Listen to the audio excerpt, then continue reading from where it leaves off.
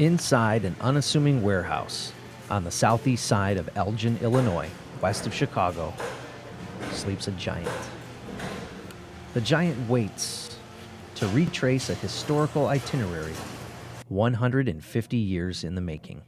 For as long as David Kloke can remember, the craftsman extraordinaire has thought of ways to pay tribute to his hero, the 16th President Abraham Lincoln. As Kloke's tribute became a reality, the project began to take shape. That was over a decade ago.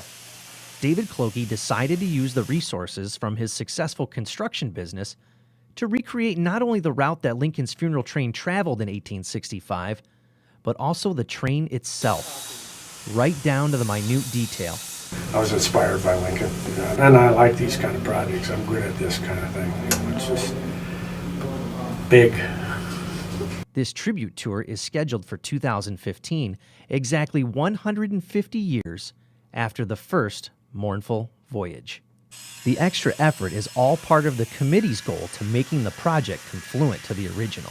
If you look at this engine, there's a lot of artwork on it, and that's the way they would have been back in the 1880s, 60s, and 80s. They decorated them. This was a big deal, you know. It was the technology today. It's like going to the moon, you know, nowadays.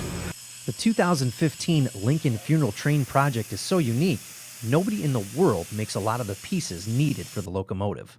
Spent literally hundreds of hours just drilling and reaming the holes. All the welding has to be done by a certified boiler welder, but all we do is prep it, get it ready for him. Nothing along the way has discouraged Kloke and Company. Their motivation is far more intrinsic.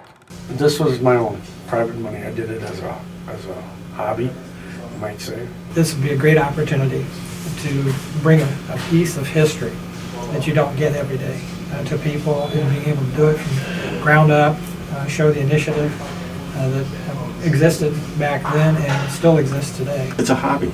It's a toy. Big boy toys.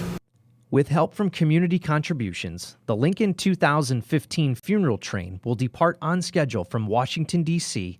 2 years from this April, thus completing one man's tribute to his hero, one of the most beloved presidents in our nation's history, Abraham Lincoln.